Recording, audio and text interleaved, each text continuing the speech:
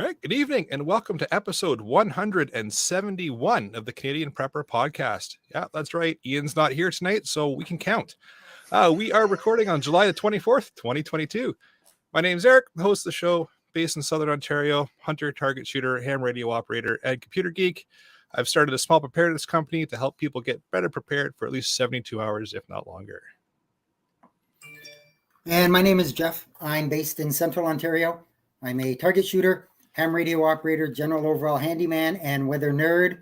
And because I'm the weather nerd, just a heads up, if there's any listeners in Eastern Ontario, anywhere in the area of Caladar, Madoc, Northern Frontenac, you are in the target of a tornado-warned storm with the potential of already a touchdown on the ground, heading towards the Smith Falls area. So I may try to update a couple times during the show if I can pop back and forth. But if you're in that area, you need to keep your eye on the sky and take cover. All right, then. Good to know. Thanks, Jeff. I'm Brad. I'm in Eastern Ontario, nowhere near where these storms are going on, thank goodness. I consider myself a part-time amateur prepper who's constantly trying to better myself.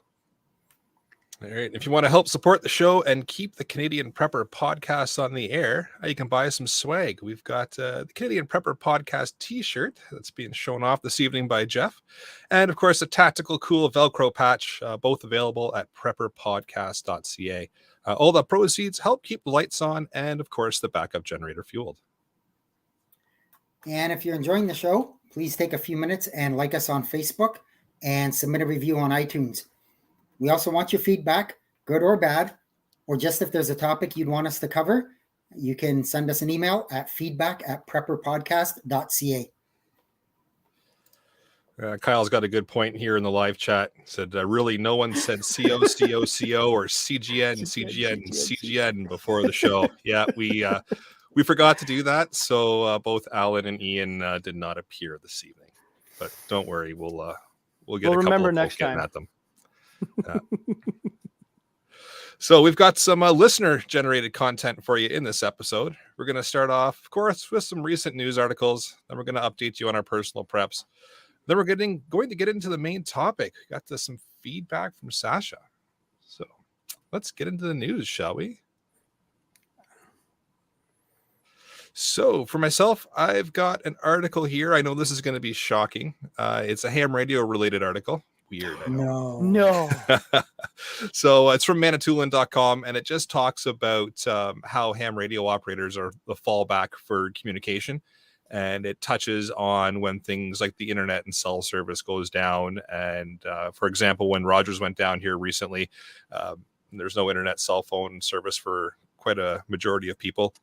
Shocking. Ham radio still worked. So it just kind of touches on a lot of that and how they can fall back for various emergency services and help out with communication in a small little situation that's localized or a massive one, depending on what it is that's occurred. And it's kind of a neat read. If you're a radio nerd, check it out.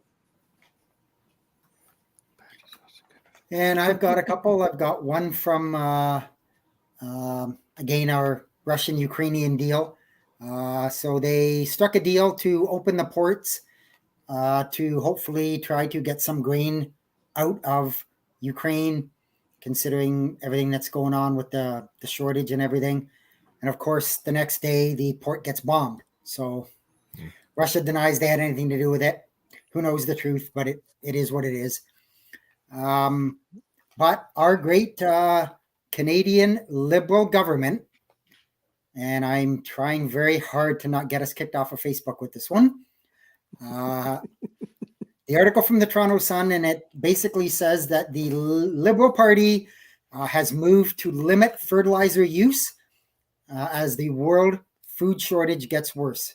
So again, it's a Toronto Sun article, and it just basically says that Trudeau pushes ahead on fertilizer reduction as provinces and farmers cry foul. Obviously, anybody who has a half a brain in their head is going to realize exactly what's going on in the world. And part of the fertilizer, and I'm no chemical expert or anything like that, but it's nitrogen. And last time I checked, nitrogen isn't considered a gas or a particulate that is really, really, really bad for climate change.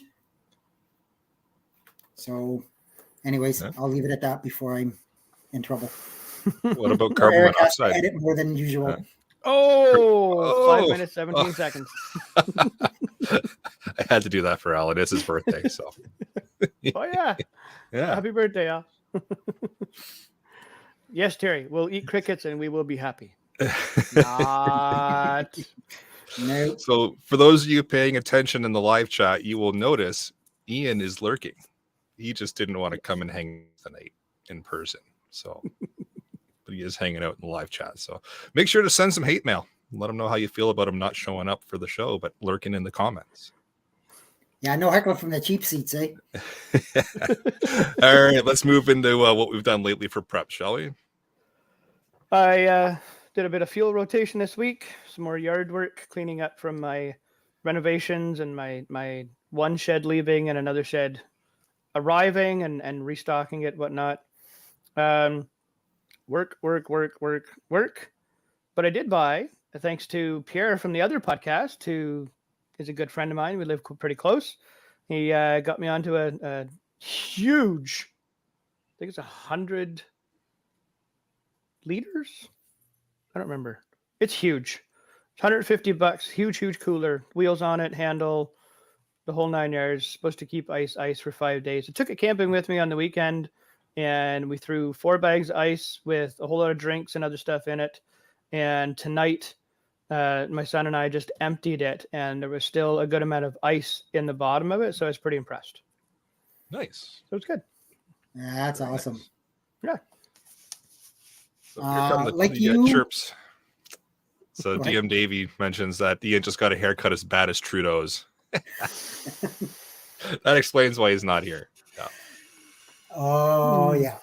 Well done. Sorry, Jeff. Like Brad, I did some fuel rotation and did my Costco visit that I do every maybe 6 weeks or so, and walked out with not much and a substantially lighter pocketbook. So It's funny how that happens. yeah, I'm not impressed, but Darn it is what it Costco. is. Got to live with it for now, unfortunately. Yeah, this is true. Yeah, for me, it was a week of work followed by some more work. And then let me more work. guess, some more work? Yeah. It was a busy week. Funny how for, that happens. for work. So it is what it is. Sometimes it takes over, and Oh, I get some Dan prepper there stuff in the down the live road here. chat. Dan there in the live chat says there's a tornado on the ground. Oh, Yeah, I'm Where are just you? gonna flip over to the other page for a second and have a look. whereabouts, Dan? If you're able to let us know where it is, that'd be awesome. Yeah. All right. Well, we're waiting for an update from Dan or Jeff in regards to where that tornado touched down. How about we move into the main topic? So this whole episode came from an email, actually, from a listener. So we had Sasha in South Africa flip an email into us, and after reading it, we decided we would just turn it into an episode because it's an email full of all kinds of little areas that we can open up and expand on. So we figured, why not? So here we are. I'll read the email and then we will move into expanding on the topic. So I'll just open it up to the panel and we'll discuss the points and see where it takes us. I'm sure it's going to take us to all kinds of fun and interesting spots. And for those of you in the live chat, don't be afraid to jump in and throw your thoughts in as well. So here we go with the email. It says, hi, Canadian preppers. Here are some ideas to help with content. Most of it you have touched on, but there may be some additional ideas for you. I live in South Africa. As such, we have an environment here that encourages people to be prepared. I think of it as mandatory training. For example, we regularly have power failures. That is the norm more than stable power. Blackouts can vary from 2 hours to 11 hours of no power in a day. Added to this, it's quite difficult to obtain some goods from international sources since they get stolen in transit, or the transportation costs are so high that they exceed the value of what you are buying. With that in mind, one tends to learn various lessons. These include things like have a bunch of tools and also diagnostic equipment. You're going to be replacing or repairing most of what you have. That includes not just the regular things that you would find in a hardware store, but even things like sewing machines. I recently bought an industrial sewing machine and it has really paid off. I can repair or make all sorts of things that were previously impossible to fix by hand. I also purchased the battery management tools since in a grid down situation, you will need to check if batteries can supply sufficient amperage and not just enough voltage. If one battery in an array is bad, it can impact all sorts of other systems. You need to know how to find that and fix that. Have spares of everything. When you think of spares, it is usually things that you don't expect. What happens when your electrical board has a failed breaker? Do you have a spare? What about your specific size boots, stainless steel strands in your perimeter electric fence? What about remote control batteries for your car or home alarm? There are things that you would not think to get once you are in a grid down situation that you suddenly need. That is the hardest time to get those items. I keep spares of all clothing, electronics, vehicles, generators, inverters, communications gear, and so on. Even spare gas stoves and such. Boxes of light bulbs, electrical wiring, and plumbing fixtures. It's going to fail, and best you have a spare. For training. Can I pop in for a second? Yeah, absolutely. Yeah, that storm that I believe he's mentioning is moving into the Ajax area. They're not saying there's a tornado on the ground, but there's definitely a hook echo on radar, and there is high velocity winds just off the surface. So if you're in the Ajax Pickering Beach area, you may want to consider some coverage. All right, so we'll move on to training. I think the biggest overlooked issue in prepping is that people disregard training. They cannot treat a serious wound. They can't find a fault in a car that won't start. They can't diagnose a fault within basic electrical systems. They can't repair most appliances and don't know how to do basic plumbing or electrical work in their homes. As a result, they may have a lot of gear, but will be utterly incapable of using it in any sort of disaster. Worse yet, they may be purchasing the wrong things since they have never actually tested it. This even applies to how to deal with various scenarios and can include groups of people. What happens if the house is on fire? What about intruders? What about bugging out in groups? Who does what in emergency? That sort of thing. These are just some ideas for the show. I hope it helps. Also, keep up the great work. You guys rock. Regards, Sasha. So, some fantastic points in there. A lot to unpack. Oh yeah. And really, it hits home to a lot of the topics that we've discussed in the 171 episodes that we've done here. One that stands out to me that we'll just touch on right now is testing your gearing, knowing how to use it. I know we haven't said that yet. Really? This is the first time? Kyle, you should note that in the stats. Yeah, 13 minutes this and is the first time. seconds. Yeah. We've mentioned, know your gear and how to test it. Yeah. But let's get into let's unpack the diagnostic equipment you may not have but need. So we'll touch on that I first. have a bunch of different multimeters, and I have a hydrometer to test the acidity of the battery fluid, battery acid. But I never thought of the, what do you say there, battery management tools to test the voltage and the wattage and the amperage especially. So that's one thing I am definitely going to be putting in my to-do list shortly, is to do that. I have solar panels. I've built 3 small battery boxes for off-grid use when camping, and we've had a power outage before when I lived in Ottawa, and we used my power box and it was good, but that's one thing I don't have. So I know I'm definitely going to be buying one of those. Yeah. And I like the point too of knowing how to do some basic electrical, like diagnostic work, because those are things that are going to break, right? Yeah. So. Yeah. I know I can fix generally most of the electrical stuff in my house. but it could be that I'm diagnosing it wrong and I don't know Mhm. everything that's on one circuit, and there's a hidden junction box somewhere. Yep. So, yeah, definitely. Another great point is just having some spare breakers for your electrical box. I don't know how many people actually keep spares kicking around. I've got a few here, just from times when things have been upgraded or changed or swapped around. The electrician always says, "You want to hold on to these, or do you want me to just take them with me?" I said, "Well, no, throw them on top of the box, because you never know, right? You may never use them, but you might." So, fantastic suggestion. And if you don't use them, a neighbor might be able to use one, and if his Yep. fuse box breaks down and whatnot, and Yep. then when he replaces it, you get a brand new fuse, so you know it's going to work. Or he takes the old one out, puts the new one in, and gives you the old one.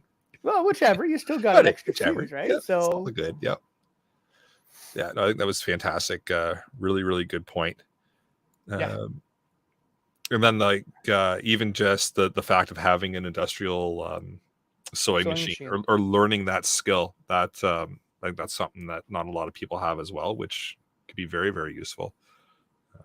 Last time I used Clothing a sewing repair, you machine never was think in about grade 8. Grade 8 home ec class. Yep. Yeah. Made my own shorts. Yeah, I've sewn buttons on. I've sewn some seams together, but I've never like made my own clothing. I'm pretty sure I could get a pillow together, but with a needle and thread might take me a while. But to learn a sewing machine, yeah, that would be something useful. I can see that being very, very useful. So there's some notes in here. I guess I'll read them. They're from Ian, even though he's just lurking in the chat and decided not to hang out with us tonight. So he asked Howling Coyote on Discord, and if you're listening to this and you're not in the Discord yet, I'll throw a link in the chat when I get a second here. But check it out. It's a wealth of information, all kinds of good people in there talking about all kinds of good stuff. But so Howling Coyote mentioned a few things. So top 5 if you're starting with nothing and basic training. So this is getting into more medical first aid kind of stuff. But a temperature probe, stethoscope, blood pressure cuff, which fantastic idea to have, a pulse oximeter. So something to just check your oxygen levels in your blood, a blood glucose meter. And there's a tip in here that you can sometimes get free ones from Abbott or other companies. So that is something I'll be doing. Why not, right? Free is a good price. And not just for diabetics, but think someone lost for a week with no food, useful for search and rescue with similar circumstances. So yeah, I always thought about those as just exactly that, diabetics. But great point. Yeah, if you're looking for someone who's been lost and hasn't had food in a significant period of time, knowing what the glucose level is can really help you check them out and get them the appropriate food or whatever into them. So, and absolutely. then goes on to mention that if you're trained and have the money, I would tweak the list a bit. And of course, in the preparedness world, if you want to get big fancy things, it's going to cost you some money. But a digital stethoscope with acoustic ECG, figures that's what they call it. Pulse oximeter, glucometer, a portable ultrasound. So now we're getting into the big, big bucks here now. But might be useful if you're going to be your Mag's medical person guy. or doctor. That might be something to look at. So something to note. He was saying the pulse oximeter and the blood pressure cuff. Yep. I have that on my watch. Yep, as do I. This one is the Versa. Okay. Versa 2.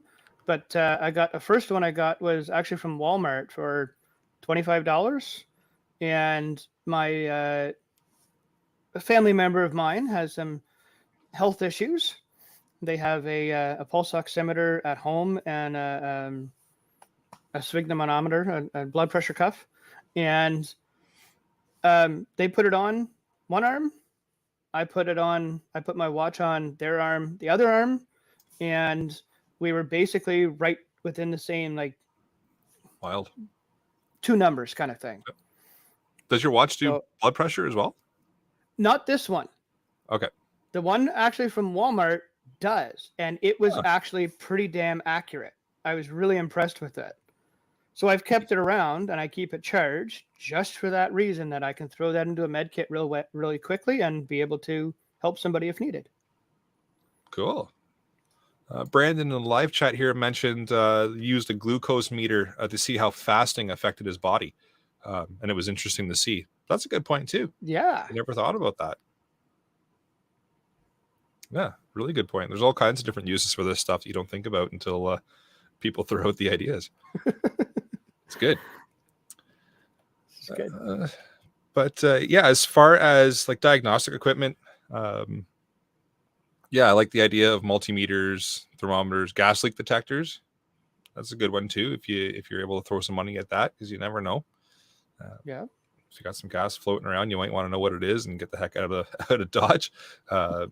And this might actually be a better time to mention carbon monoxide, because Yeah. Carbon monoxide detector. better Battery than powered the one. yeah, better than the 5 minutes in that that we hit there. But yeah, so those are all good things. Like we said, battery conditioners, multimeters, thermometers, gas leak detectors, all really, really good good things to have in your kit.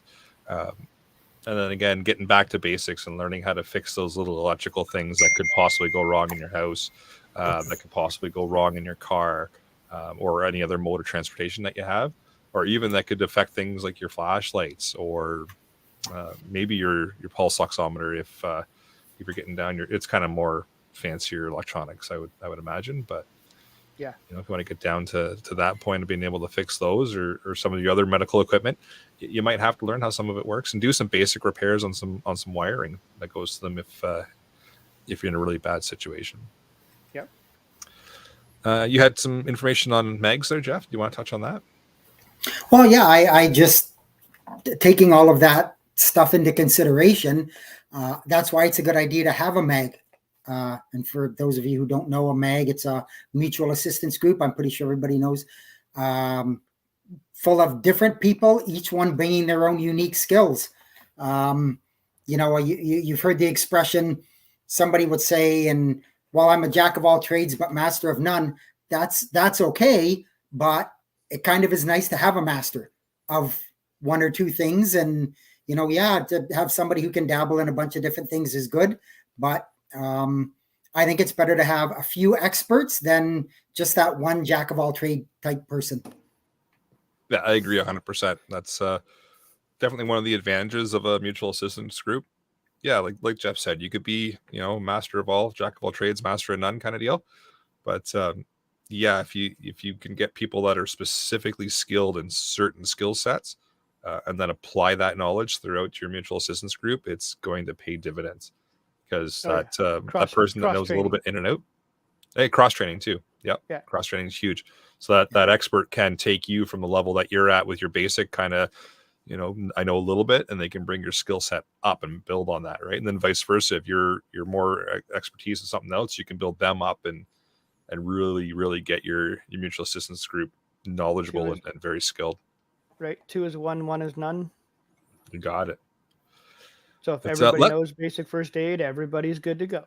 You got it. And then you take that basic first aid and you get somebody who works in like a search and rescue type of environment, and they build that basic first aid up a little bit for you. And then you get someone a little bit more skilled there, and they build you up. And then you get up to the point where you maybe have a doctor or somebody in your group. And I'm not saying everybody's getting their PhDs, but you're going to learn a few extra things, right? So you're going to build on that basic skill set. Yeah. But you're not going to spend 8 or 9 years in med school if you're in a shit at the fan situation. But like I said, you'll learn some techniques from people. So how about we move into point number 2?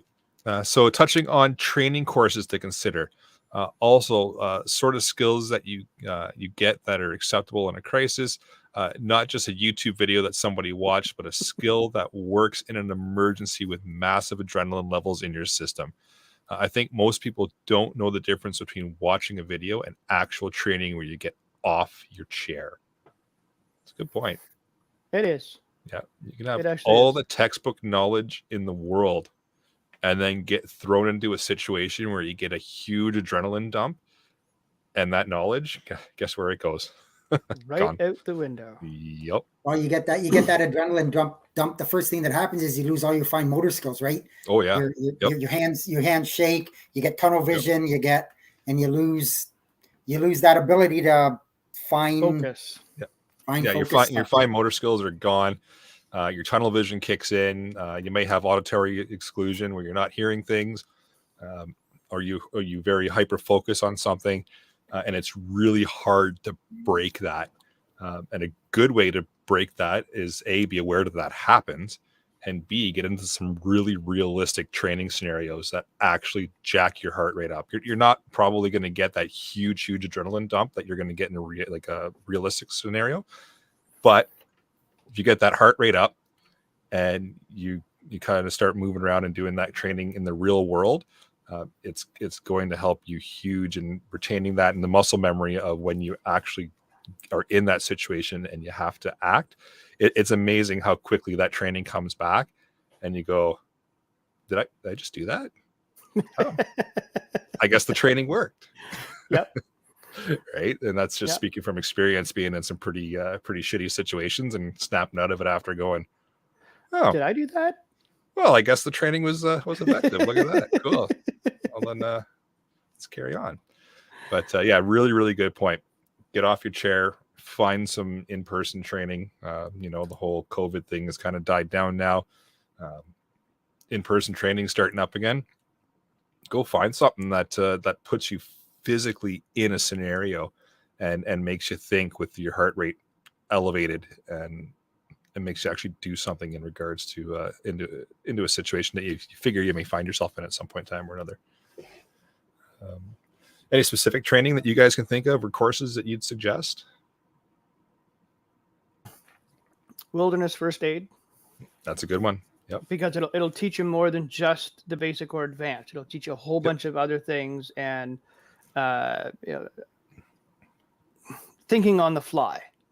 Yep. In a completely foreign area to you, it'll teach you a lot more than just, like I said, just the regular first aid stuff. Yep. 100%. I would definitely love to take one at some point. I just found out recently where there might be one offered in the area to me, so I'm going to start looking into that, and I'll let you guys know what I came up with in a couple of weeks Nice. from now. Very nice.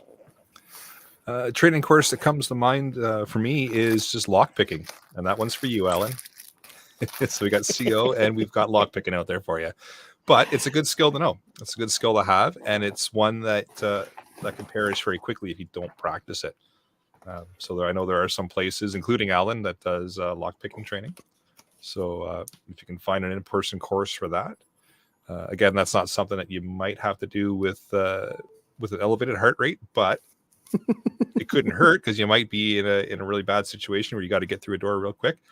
You might just want to bash the door at that point, but if you got to do it covertly, That is true. that might be a good one too, right? So it all depends on the situation you're in and what you're facing and how you want to gain access to a certain place, lawfully, of course, with proper authorization, because we're not telling you to break into places, but No. whatever that situation may throw at you, that's another option. And even on top of just the wilderness first aid, just a basic first aid course. Oh yeah, Good one I'm to not have. If you discounting that haven't at taken all. already. Yep. Nope. If you haven't taken that, that's a good one because that puts you hands-on with applying tourniquets, with applying bandages, with applying all kinds of different things to do with first aid. They get you doing it hands-on instead of just sitting in front of your computer watching somebody else do it. So I don't know if Home Depot does it anymore, but they used to hold like little workshops, plumbing, electrical, framing, Yeah, deck good building, point. whatnot. And those are usually free. You go in, you get a little pamphlet of this is kind of the building code or the electric code or plumbing code, and we're going to teach you how to install a toilet or unclog a drain or put some shingles back on your roof or wire up a simple circuit, that kind of stuff. I honestly don't know if they do those anymore. Something somebody can look into to just increase their knowledge. I know they if you have used to pre-pandemic, so I'd imagine they'd come back. I to be honest, I'm hoping that they do. Yeah. that was a great resource to go and talk to some of those experts before and after the class, and to get some good tips and pointers, and take the. I've never taken one, but I've seen in a couple of Home Depots around here that they've had the little mini bleachers set up on a Friday afternoon, running in to get something real quick, and it's for the Saturday or Sunday workshops. And I think that might be something good for everybody to do. Yeah, absolutely. Again, hands-on is the key. Yeah. We got DM Davey in the live chat going, wish I knew how to lockpick. Been wearing these damn handcuffs almost a week. If I could help you out, that's what the key looks like. So there you go. But you're probably going to be stuck in them a little while longer. We're not going to ask questions, and we don't judge. So, all right. Any other training courses that we should throw out there that people should think about? Any other thoughts? I'm surprised you haven't said the ham radio course. See, I didn't want to put that one out there because everyone just assumes I'm going to say it. Well, I said it for you. It's out there. There you go. It's out there now. Yeah, absolutely. Communication's a big part of preparedness. So any kind of training course in communications would be quite useful. And ham radio can be pretty hands-on as well, with setting antennas up and running cables and all that. So, but I won't go off on a tangent like I tend to do every once in a while. So, but we'll just refer to our previous ham radio episodes for tips and tricks on that. There's what, 4? I think so. Yeah, there should be 5 or 6, but we'll put some more out eventually. There you go. But, one other thing I found might be good is just reference books. If you can't get the training, at least you can read and possibly practice something on yourself, of like putting a tourniquet on, or a compress bandage, or a triangle bandage to do a sling on yourself, or a splint or something, and put it on the ground and then get up and walk around. So you know what it feels like. If you put one on somebody and somebody says, "Oh, that's too tight," or that's cutting off the blood flow when it shouldn't, whatnot. Okay, well, you can understand that and work with the person to get them to safety, and so they're comfortable at least. Yeah, no, that's a good point. So we'll move on to point number 3 here. Training leads to the next thing: writing down and reviewing lessons. Not all homes and scenarios are the same. People need to review what worked and what failed. This practice allows people to get better. If you practice dealing with a family member who had a nasty arterial bleed, how did everyone react? Who did what? What could have been done better? What was successful? Reviews of your performance is the only way to improve, yet people don't talk about this. 100%. That's a fantastic way to learn. Sit down and debrief the situation. After action report kind of thing, fantastic. Right? Fantastic. Yeah. An after action report. What went well? What went horribly wrong? How can we fix it? What could be done better next time? And what did we do perfectly this time around? It's great to just sit down and chat with your group after a small event or a major event has happened, to get everybody's perspective on what they saw, what they did, what they didn't do, what they saw you do, what they saw you not do, what they expected, and what did or didn't happen. Fantastic way to learn, but you have to do it in a non-judgmental way, because as soon as you start blaming people or telling them, you should have done this, you're terrible, you're no good, it completely loses its point. It has to be in an open environment where you're everybody's not afraid to hear what they did wrong, but also can hear what they did right. Because if you turn it negative, no one's going to learn. Yeah, lots of positive reinforcement, positive feedback. Yeah. Don't do this again, but maybe instead you should do this. Yep. As it works really humans, our brain cannot accept negative comments and negative reinforcement. Positive reinforcement is a whole lot better. Yep, 100%. I've done many types of debriefs for all kinds of different scenarios, and it's always, I've learned a ton from them when we can sit down as a crew and go, okay, this went really well, this didn't go so great, Here's how we can improve next time. And guess what? Next time, the things that went south didn't go south. So I really like that. And bang on, people don't talk about doing this because people are afraid of being criticized, right? Yeah. So it's all about how you approach it, and make sure that your team or your mag is aware that it's not a negative criticism, it's a constructive criticism, and everybody's just trying to get better and make each other better. And you will learn a ton from doing debriefs. It's like a dress rehearsal for a play. Mm-hmm. You run through everything. Yep.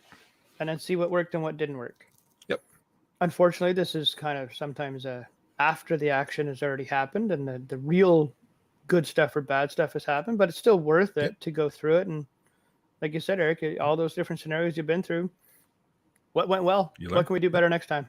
Yeah. Or you can even, if you're running through a training course and you're running through scenarios where you're getting that heart rate up and you're trying to see how you're going to react to things, do a debrief after. It wasn't a real scenario. Nobody actually got hurt, but you still get a general idea. You're not going to know 110% how you're going to react, but you're going to get a general idea, and getting that bird's eye view from somebody else. Huge learning opportunity. And yeah, like I said, and I'll say it again, nobody ever thinks of this, or people skirt away from it because they're afraid of it. It's all about just setting it up in a positive environment and making sure everybody realizes they're going to learn from it. Yep. But a great point, and something I think everybody should kind of build into their training, and if they haven't already, start doing it, because you're going to learn lots from that. So deteriorating skills, point number 4. So people do something and they think that's it. You're good. I've done the first aid training. I'm good. I did it 3 years ago. Don't worry. It's fine. I know how to put a tourniquet on. I know how to put a bandage on. We're good. The reality is, we all know skills are perishable and we forget, right? What? So, how often do you need to review your skill set? It would seem that there's sometimes sensitive things that need to be drilled all the time. So there's time-sensitive things that need to be drilled into your head all the time. One example, firearm skills are like that. You won't have the luxury of wondering where the safety is or where the optimum grip is. Which eye is dominant eye when you're in a gunfight. Similarly, you're faced with a femoral bleed. You don't have the time to calmly figure out how to use that CAT or that combat application tourniquet, figure out how it works. You're just going to have to apply it. There's a number of tasks like this. Reviewing which qualify as time sensitive may be helpful. There's always a need to practice skills and keep that muscle memory, because use it or lose it, right? You can take that first aid course tomorrow. Be really proficient in how to get that tourniquet on, how to get that splint on. You can take a firearms course tomorrow and be really proficient with how to use that firearm. But all of a sudden, give it 3 or 4 days, that proficiency falls down. Right? All of a sudden, you're fumbling with the tourniquet. You're not applying it 100%. Rounds down range are not hitting where you're hoping they're going to be hitting. That bandage that you could apply with your eyes closed, not anymore. That splint that you could put on, it's taking you 5 or 6 minutes, whereas before it took you 2 or 3. So there's always a skill set that you can work on.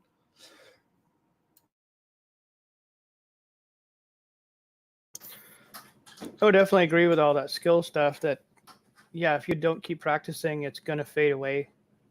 I know I haven't taken a first aid course in years, and to do one again now would be kind of an eye-opener that, we're supposed to do this. We're supposed to do that. Yep. I got tons of medical stuff in my house, but again, like you've said, if I don't know how to use it, I'm useless. And all the stuff is useless too. Yep. And things change. Like, it used to be, you used to do the 3 compressions and a breath and whatever. Now they're saying, last I knew, or at least, you don't bother doing the breaths. Just make sure the blood's flowing and hard and fast. Yep. Hard and fast. Many pumps as you can, many compressions as you can. If you didn't break a rib, you weren't trying hard enough.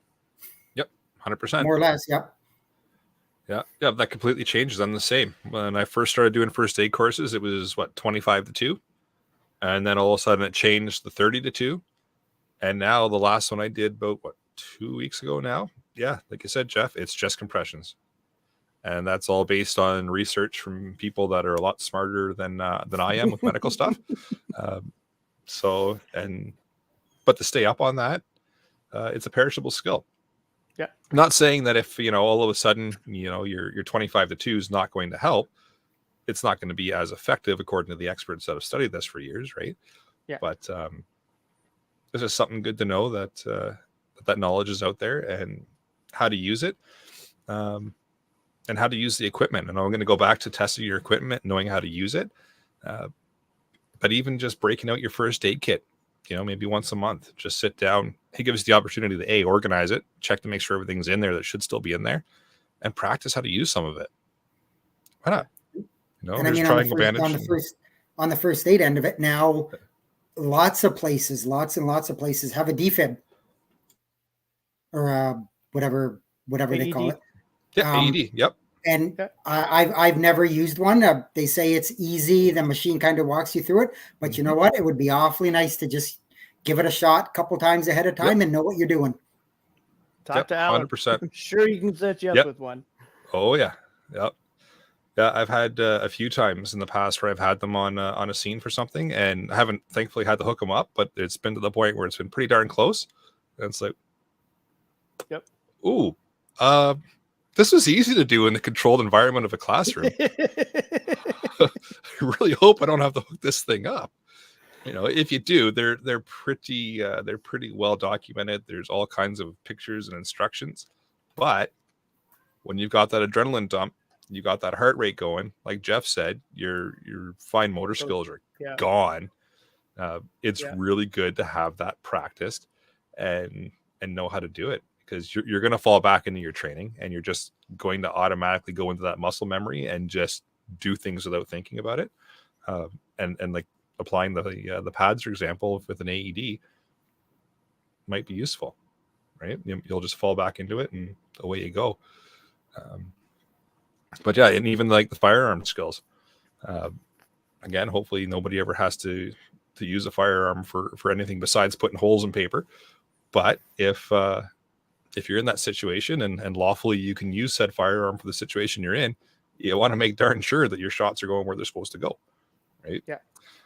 So getting to the range and punching some holes in paper and just practicing and being proficient with that tool is useful. And even we'll bring this back around to our initial topic about talking about the electronics and tools and repair. You want to know how to use the troubleshooting tools that you have for the small electronics or anything else in the house. You want to know how to use them, because if you don't, it's a skill set that perishes as well, right? So you might be able to fix something today, but a year and a half from now, when it actually breaks, do you remember how to use the diagnostic tools in order to fix that item? How do I use this again? What goes where? Oh, crap. Where'd the instruction booklet go? The internet's down. I can't look up how to use this again. YouTube University is out of session. God damn it. Exactly. So always good resource. Things when it works. Yeah. But when it doesn't, you're screwed. Yeah. So keep in mind, I think the big take home from point number 4 is keep in mind that skills are perishable.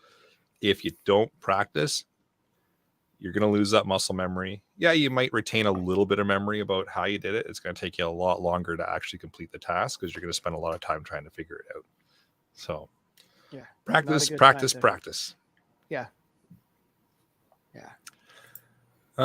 So into point number 5. So, unlikely spares that you may need and things that are overlooked. A bit like, do you have a spare can opener? 43 minutes, 55 seconds. And that's right in the notes. Look at that. Example that everyone forgets about. I have spares for all the major systems in my house: electrical, plumbing, gas, batteries, electronic goods, medical, painkillers, vehicle, personal, so like glasses, as well as personal effects, to name but a few, but even 2 chainsaws. Jeff. So believe it or not, one broke. It is, of course, an expensive in the short term, But like with food preps, where you eat your mistakes, you eventually make up the investment as you end up replacing systems anyways. I like that point where with your food preps, you eat your mistakes. I had never thought about that before, but yeah, if you make a mistake with your food preps, you're just going to eat it and carry on. Yep. Um, Yeah, grin and bear yeah, I it. like that. Yeah, but that's a good point with the unlikely spare. Yeah, absolutely. So I like Denny in the live chat there. Says he's got 3 of them, looking for another one today. I'm right there, Danny. I only have one, but I'm looking for another one to replace the one I have now. Well, to add to the one I have now, and a smaller one, just in case. I've only got the one, and it broke a while ago when I was doing some work, and I had to go down the road and steal Jeff's. It was a reverse. Normally, he's the one stealing shit from me. There you go. There you go. Yeah, we can even poke at Jeff. He showed up today, so we'll keep it light on him. But I agree with him. The electrical, the plumbing, Yep. The gas and batteries, all that stuff. That I don't have any actually extra circuit breakers, but there are extra circuits in my breaker box that are unused, so I can easily flip them over. Yeah, and they're in place in the breaker box. So yeah. So you do have spares. Yeah, I have spares. Yep. And like the electrical, the plumbing, all that. I've got tons of that. Well, not tons of it, but I do have it. Have a bunch of it. I've got plenty of batteries. Mm-hmm. All those things. Yeah, like your food preps over time. Get them slowly.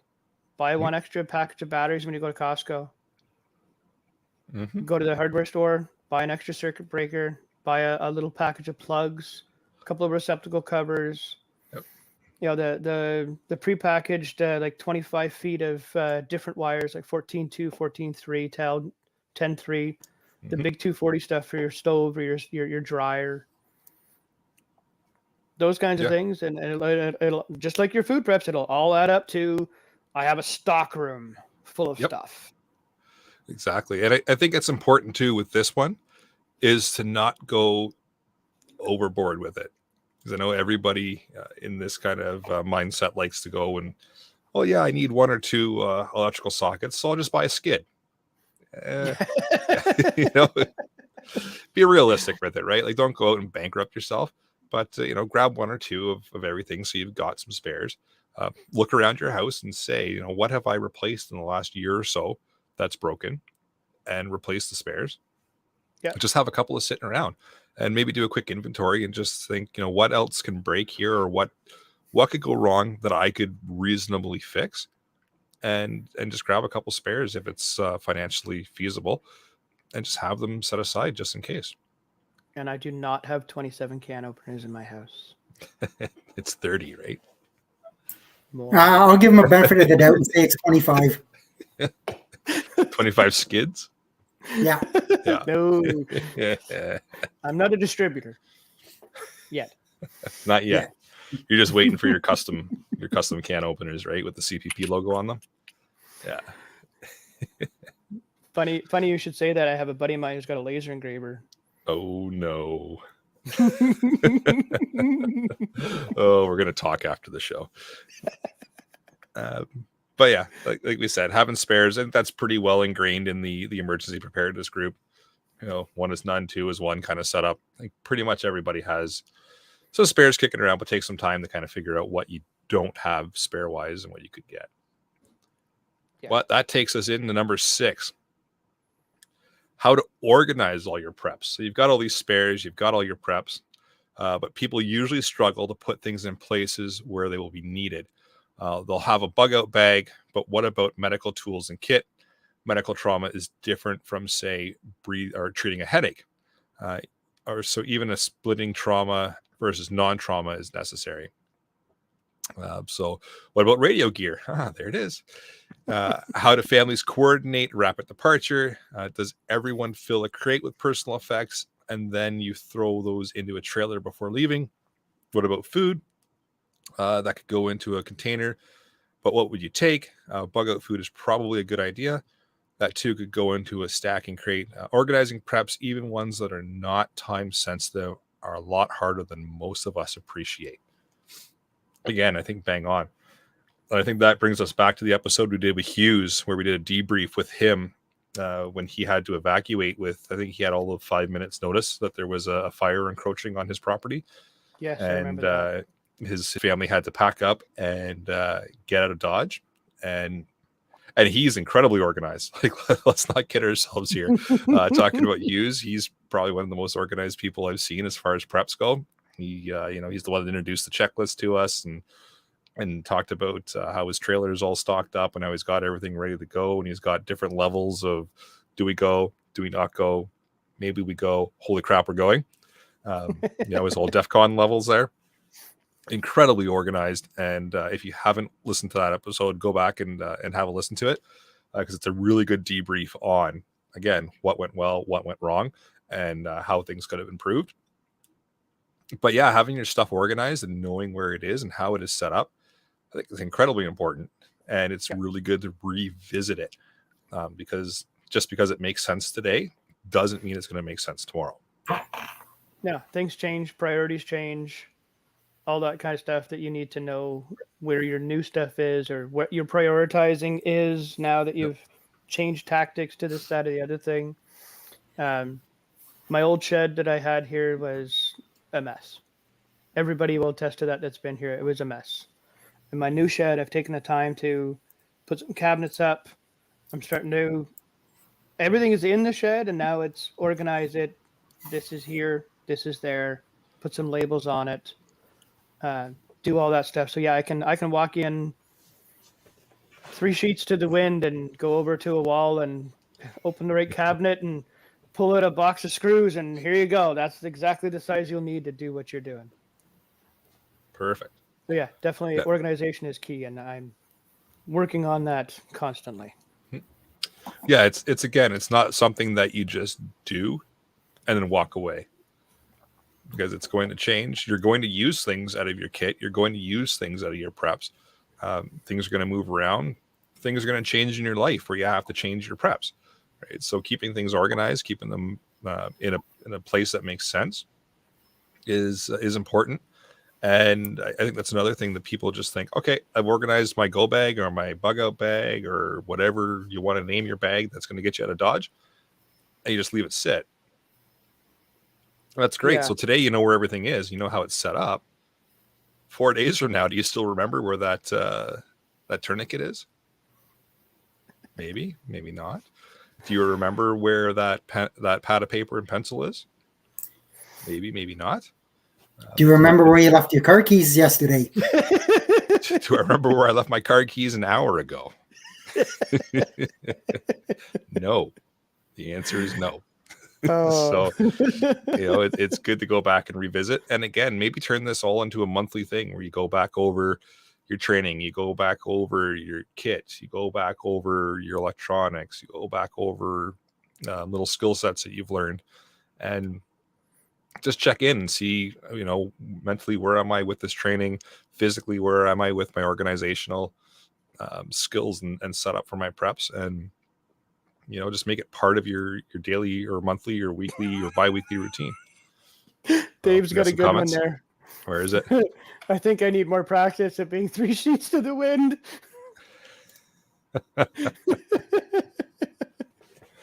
Oh boy. Well, Oh. And I come agree on the with show Denny. again, Dave, and maybe have a couple drinks with us. We can help you practice that. I agree with Danny just above that too. That I think I have things set up, then realize a twister hit and have to redo. Yes, Mhm. yes, yes. Yep. It's funny how that happens because we all lead I busy agree. lives, right? So you'll go and grab something and just whirlwind back out. Yep. Forget about it and come back 3 weeks later looking for it, going, I thought it was here. It was over here last Yeah, time. it was. Yeah. Now it's Now where it's the heck not. did I put it? Yep. So Yeah. Going back and revisiting the organization of your preps, I think, is a huge one. Like I said, it'll pay dividends in any kind of situation that you find yourself in. If it's just a small little, repair job that you have to do just because something happened to break, or you're in that big, holy shit, traumatic situation where you got to go and patch a buddy up or a family member or something, you'll know where everything is, and boom, it just all falls into place. Yeah. Like you said, the muscle memory of where it all is. Definitely. Huge. But it's a fantastic email. Like I said, lots and lots to unpack. I'm sure that we could keep going on and on and on about more of it. Anybody on the panel have anything else they want to add to what we talked about? Or I like the fact of what he said there. Where was it? But the South African doctors that are used to delivering babies without any equipment. Yeah. You know, that takes guts and skill. Yep. To do that. You know, women have been having babies for millions of years without really any trouble. But to have somebody there who's medically trained to help in case there's a complication and whatnot, and we in the civilized first world countries, you know, women's in the stirrups, doctors between her legs, baby comes out, push, push, push. Okay, baby pops out, you're good. Over there, they don't have that luxury. I would, if I ever got the chance to meet a South African doctor who has done that, I would happily shake his hand and buy him a beer. Or two. Yep. Maybe a case. There you go. But yeah. You know, Canadian 2-4. There you go. Yeah, there you go. But to be able to do that in those conditions and have those kids survive, yeah, hats off, man. Yeah, it's Definitely. just reading back in those comments there, it says the Canadian Anesthesia Society guidelines actually state the only indispensable monitor in the room is the anesthesiologist. Yeah. That's crazy. So, and I can't speak to the accuracy of that comment. I haven't looked it up myself, but it's in the show notes and it's on the internet, so it must be true. Absolutely. Absolutely. But yeah, it's that is impressive. I like the box of urine dipsticks. Where he put that in there, that your That's a good point, glucose too. levels, ketones, and whatnot. That it's an EMP-proof tool. Piss on the stick; it'll tell you what's going on. Yep. Yeah, that's a good thing to have in your kit too.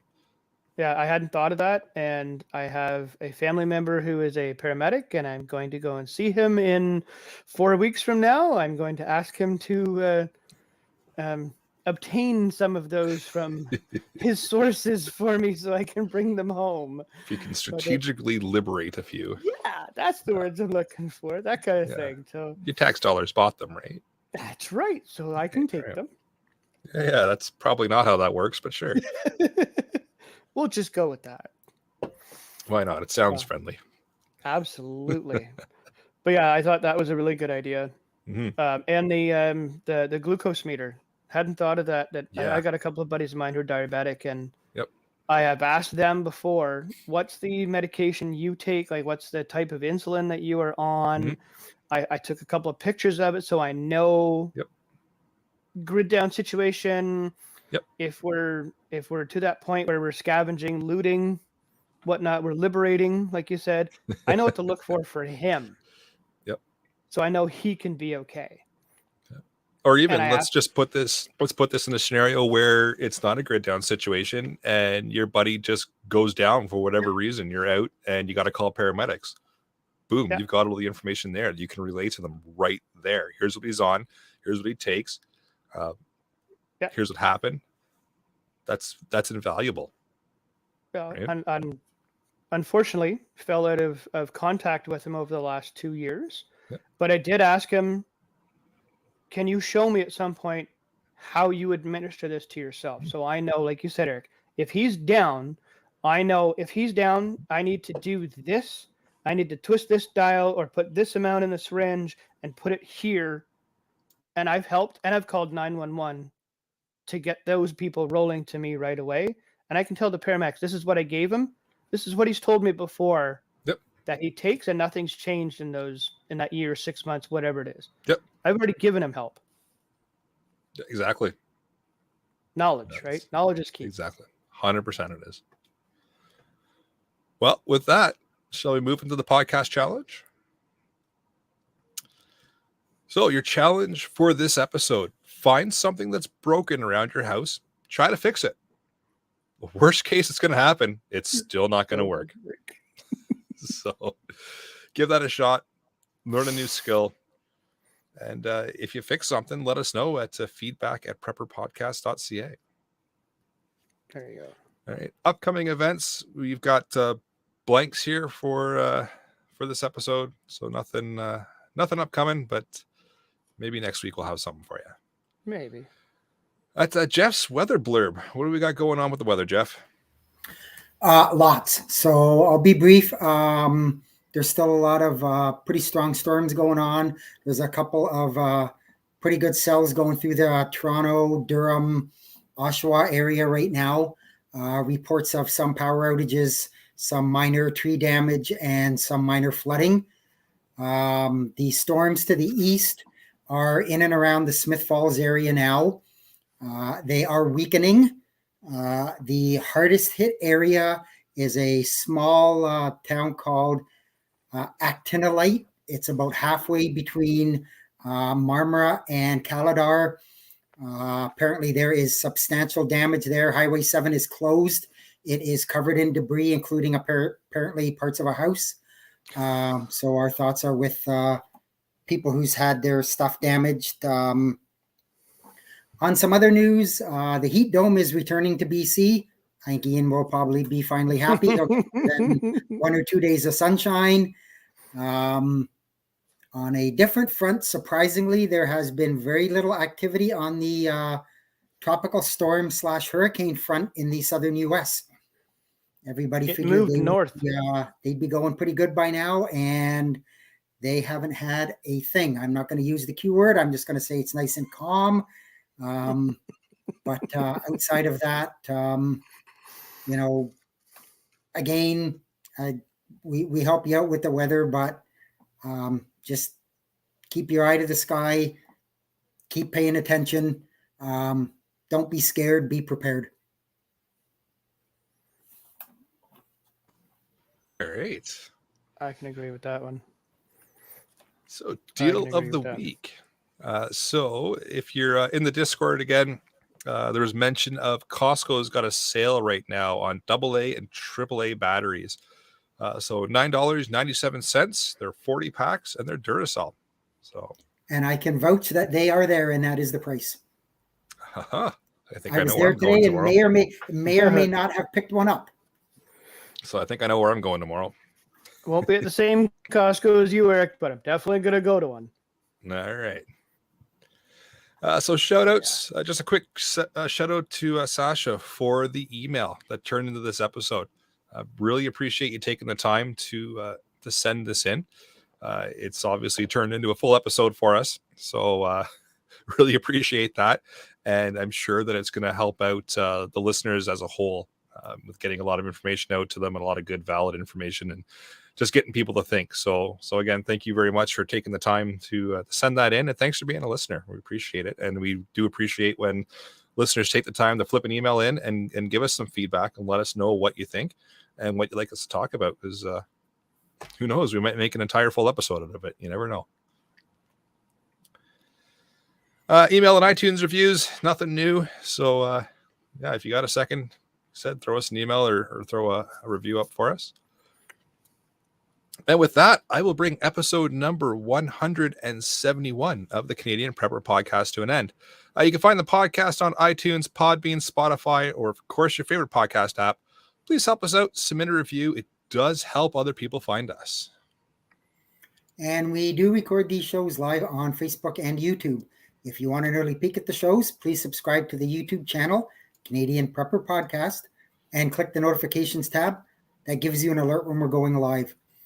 If you want to reach me, you can just send an email to feedback@prepperpodcast.ca. And I can be reached at batbradcpp@gmail.com.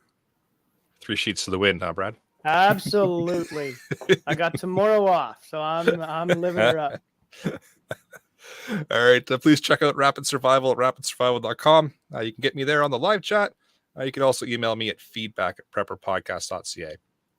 So thanks for joining us this evening. Till next time, be prepared, stay safe, And keep learning.